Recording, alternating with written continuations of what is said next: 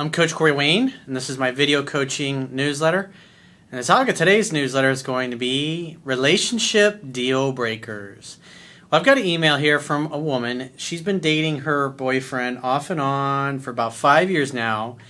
She's left him 4 times, and she's gone back 5 times now. They have teenage daughters that are roughly the same age, both of them do, from different relationships, and they get along really great. Their kids do, that is. So that's an added bonus, which, in situations where you've got kids from different relationships, that can be a source of friction for a lot of couples, but in this case, it's not. But he's got one flaw that is a real issue for, and he has a drug of choice that he does. She says it's not weed, it's something else. Maybe it's something a little hardcore, I don't know, heroin. She doesn't say. Could be coke, I don't know, but the bottom line is he says he's not doing it, won't do it, but yet she knows where to look because he basically keeps it in the same place as his friends do, and his friends do the same kind of drugs. Remember, I say all the time, people who like the same things tend to like each other. Like attracts like. And so this boyfriend of hers has other guys that like to do these kinds of things, and she's done it in the past with him to please him, but she doesn't feel good about it, and she's decided that this shit just absolutely does not work for me, and she doesn't want to do it, but she's like, he's got so much potential, and there's so many great things about him, and plus their kids get along as well. So she's in a really difficult situation, plus she's in her mid-40s, and she's thinking, I should know better, basically, at the age that I'm at. But everybody struggles with this. It's like not just your intimate relationships, but it's your friendships or maybe your business partnerships. And it's like all throughout my life, as I've become more confident, more comfortable in my own skin, hanging out with the kinds of people that I really want to hang out with. It's like when I look at like all my high school friends, the ones that weren't really striving to achieve anything and they didn't really have much ambition, they just kind of slowly faded out of my life. Now, they're great people. I love them to death.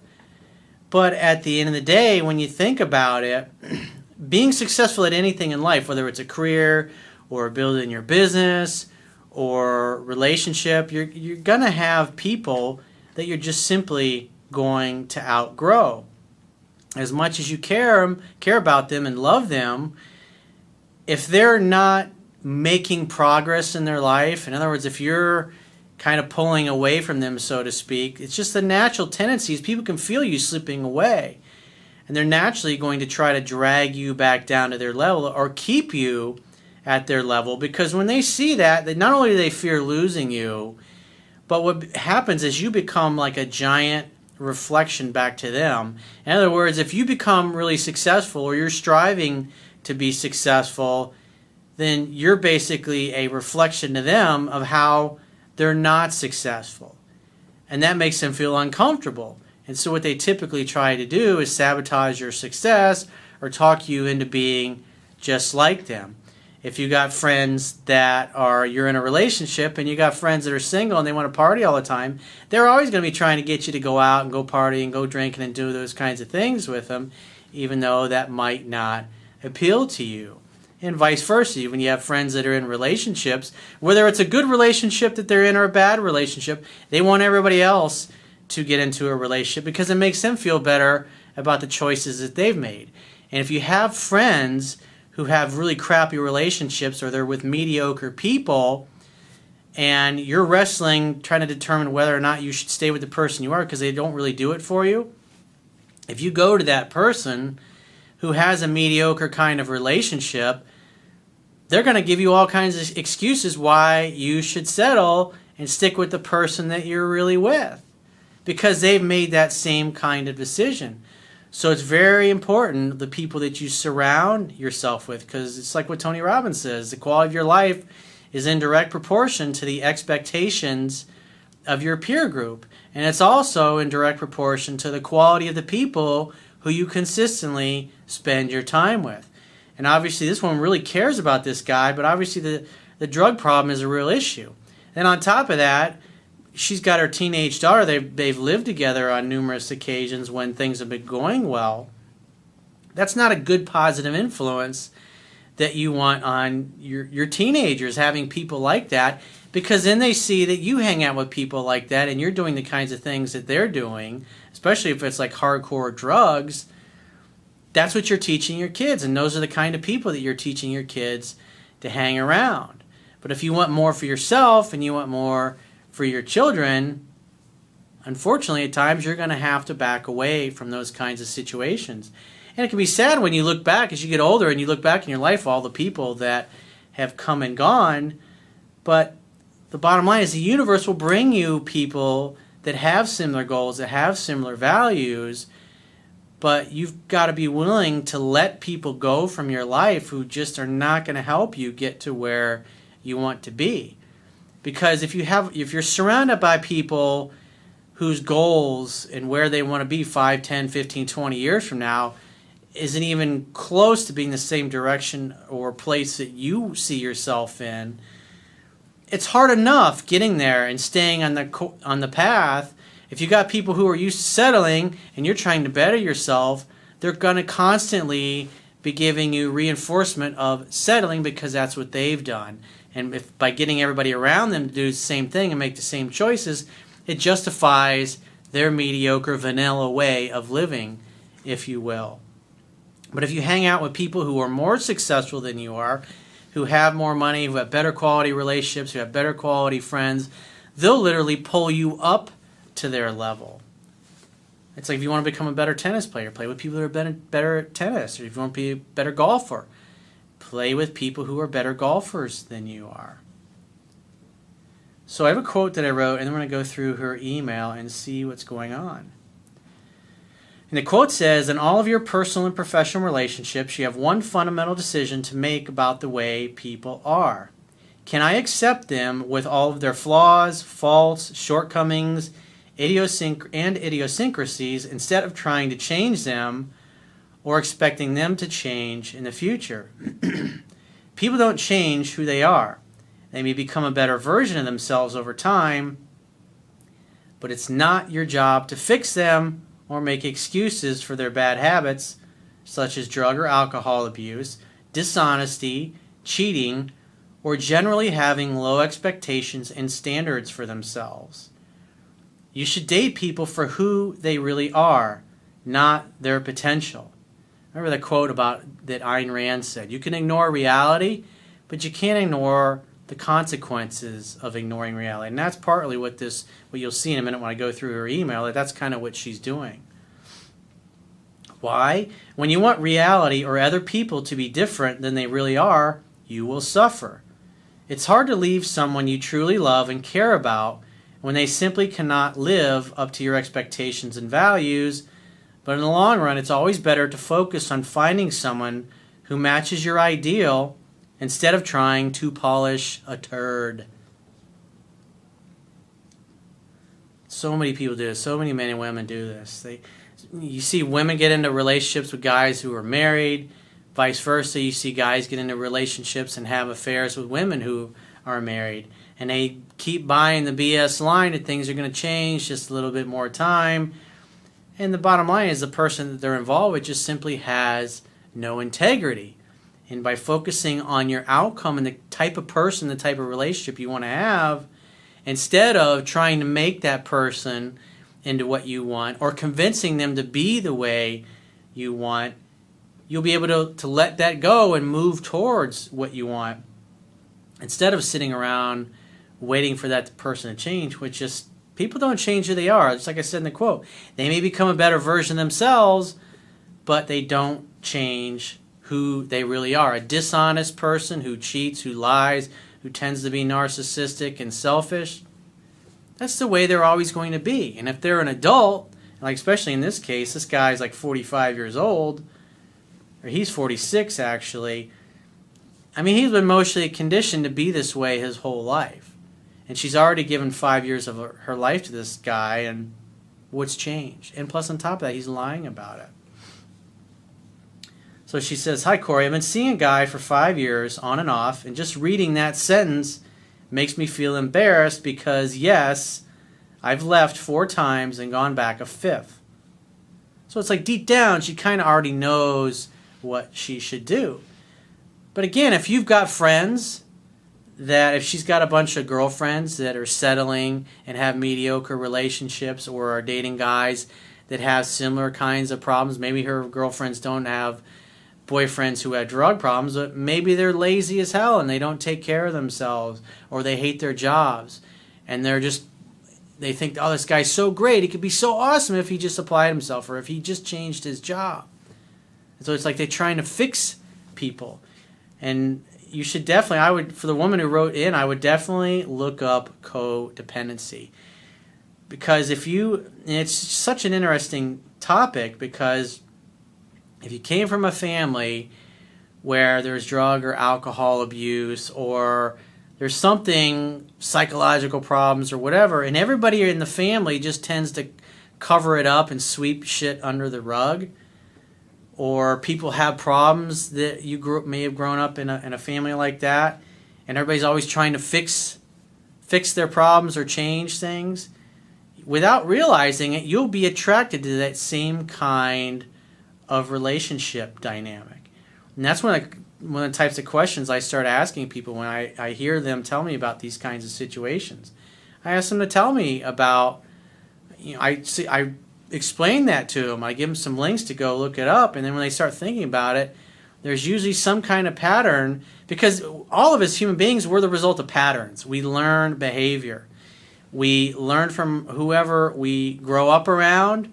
We learn how they behave in relationships. We learn how they are when it comes to career. And we tend to go and model the same things that they do. And we think, when you grow up and you're a little kid, you think that is the way things are. And it's not until you get a little older that you realize that's not how the world really works. Mom and Dad didn't know everything. She says, I'm 45 and he's 46, and it's definitely an age group that should know better by now. When we were together in family mode and things couldn't be more perfect, we had so much fun with his 2 daughters and my daughter, who are all around the age of 15. So even their kids, they have similar goals, similar values, because they're the same age. More than likely, I assume they're probably going to the same school. Maybe they have some of the same friends. So there's a lot in common there. And if she's dated a lot of different men over the years, and has dated other people who have kids, more than likely you're going to run across situations where the kids just don't like each other. And that makes it even harder, or especially like when you have in-laws that don't get along or don't like each other, like my family was. My mother's parents hated my dad, and my dad's parents hated my mom and her family. And made it a real fucking shit show around the holidays. She says, I've lived with this guy 3 times, and now we live separately. He owns his own house, and I rent. Last time I lived at his home, he charged me rent $200 a week. She says, yes, I know what you're thinking. What the fuck? Well, maybe that's part of your contribution to the bills. I don't know what you guys had worked out, but at the end of the day, if you're working and you're earning income, you should be able to contribute something to the monthly household. Unless you're a stay-at-home mom and he pays all the bills, that's a different story. So whether it's like you're paying a portion of the mortgage, or you're just paying rent, the rent goes towards utilities and lawn service and pool service and all those things. But again, it's all about what you negotiate and what you set up ahead of time. She says, but I did it anyway. I love this man with my heart and soul, and I'm sure you do. He continues to tell me he feels the same and how I make him want to be a better man. Anyway, I just finished it with him again because of his substance abuse. I'm too ashamed to say exactly which one it is, but I'm questioning myself once again on whether I've made the right choice. Well, like Gerald Celente of the Trends Research Institute says, current events form future trends. And if you've been with this guy for 5 years off and on, and he's had drug problems the whole time, and on top of that his friends are like that, well, more than likely 5 years from now, he's going to be like that. And it's not your job to fix him. And if you have some kind of a background or a history with family members that had substance abuse, or family members that had weird habits that everybody was always apologizing for.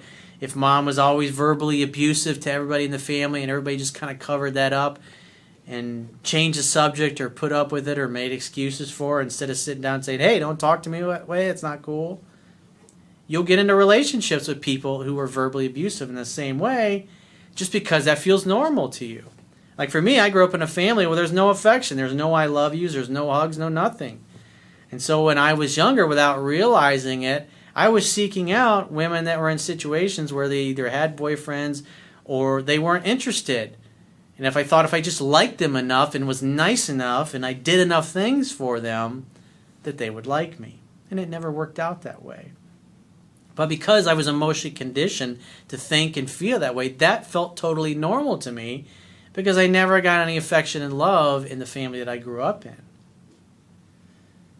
He feels I should be able to accept that one flaw because all of his friends, single or married, do it as well and accept it of each other, and they are all very happy and maintain a responsible lifestyle. So it's his way of, that tells you that's his model of the world. Remember, people will act consistently with who they view themselves to be, and whether that view is accurate or not. So he's like, hey, all my friends are this way. This is the way I am, is what he's communicating. That's his truth. That's what he really feels. He doesn't see anything wrong with it.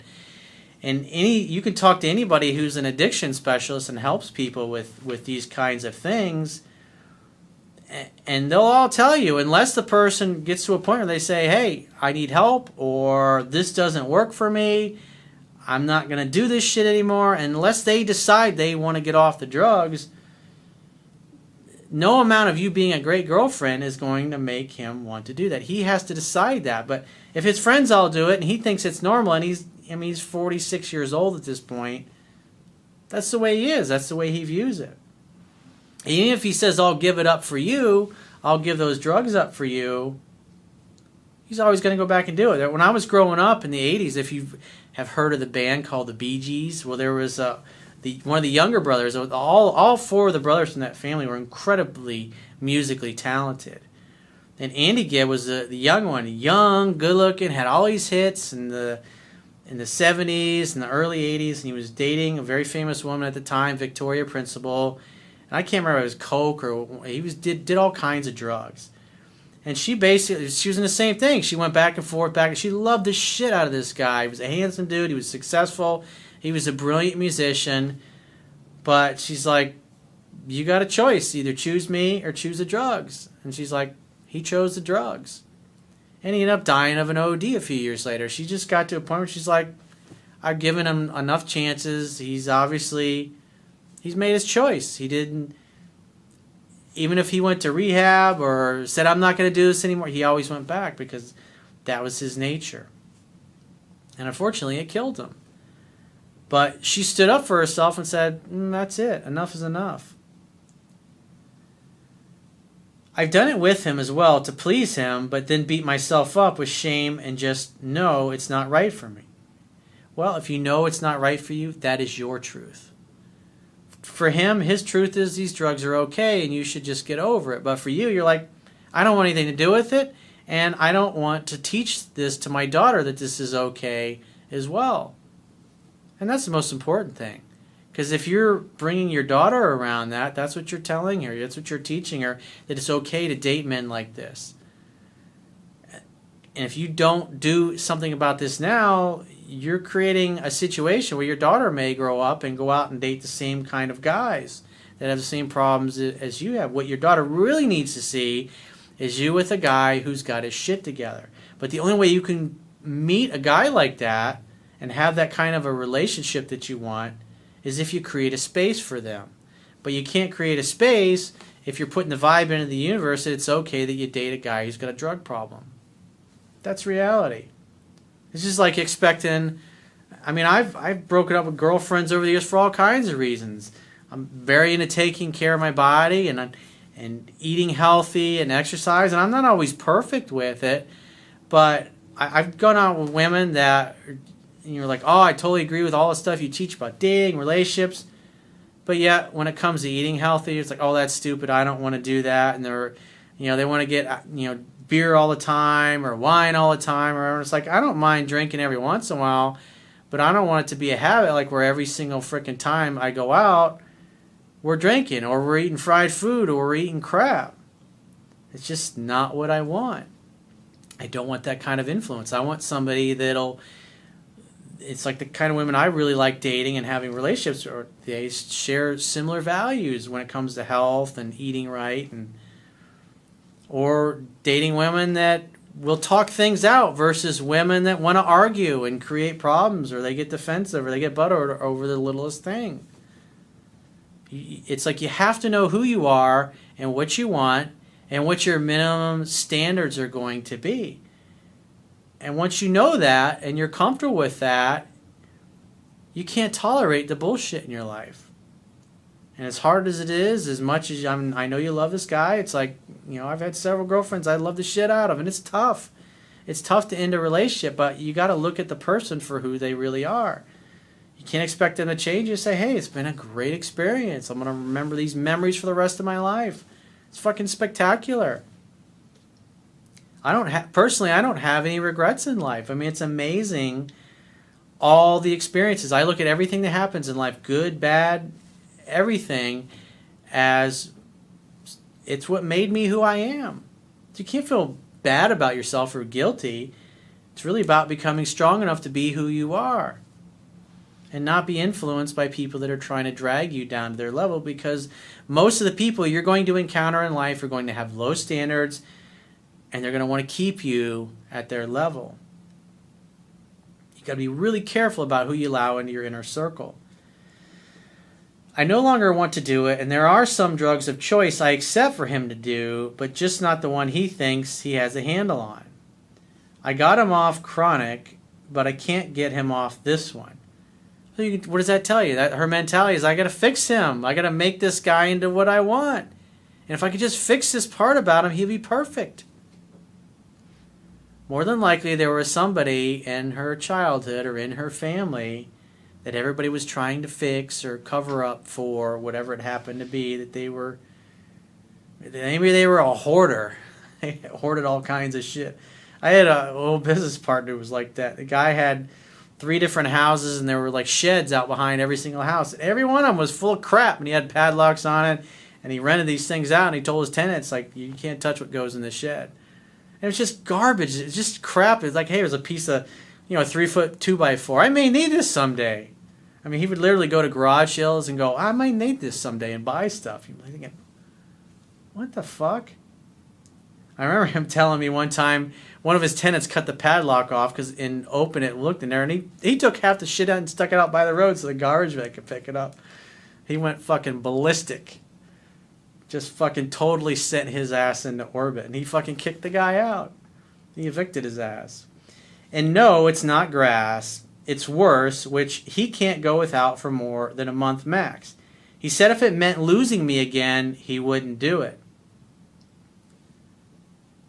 Then I checked his hiding place where one of his friends leaves it, and yep, I found it. So he says, oh, I won't do it for you. And then he does it anyways. If you look at his actions are congruent with who he told you he was, which is, hey, he doesn't see a problem with it. And he also said, hey, I'll stop for you, but he didn't. He lied about it because he was just going to do it anyways. It's the same thing. It's like dating a guy who cheats all the time. Cheats on his wife. Oh, I'm going to leave her eventually. Not going to happen. She says, I confronted him and I told him it's over because of his choice. He said, no, it's over because I can't accept it. So he's just blatantly saying, yeah, I know I lied to you, but I knew you weren't going to accept it anyway, so he'll lie to you again. That's the way it is. He's going to do this drug of choice. Now, maybe someday he decides he doesn't want to do it anymore, but at the end of the day, you can't count on that. If this is really that big a deal to you, and you really need to think about your teenage daughter. Do you really want her in this kind of environment? Do you really want her to see her mother being weak and dating a guy she really should toss aside? I mean, have some self-respect. Think about you. Think about your daughter. Think about the example you're setting. All of his friends who are couples accept it. Why can't I? Because you just simply don't share the same values in that department. I'm afraid we have so much potential, but by not being able to accept his habits and just letting him be himself, because he has done it all his life, he ain't going to stop. I'm the one giving up too easily. No, it's just you don't share the same goals and values, and that's okay. There's nothing wrong with that. You just have to have peace with your decision. And if I were you, I mean, you got two choices. You either accept that he's always going to do this, whatever the drug happens to be, and he's going to lie about it. Do you really want to be married or be in a relationship with somebody that's a fucking liar? Because if he lies to you about this, what else does he lie about? And if you stay, you're enabling his behavior. You're enabling his dishonesty. You're saying, no matter what, you can lie to me and you can deceive me, and I'll still put up with it.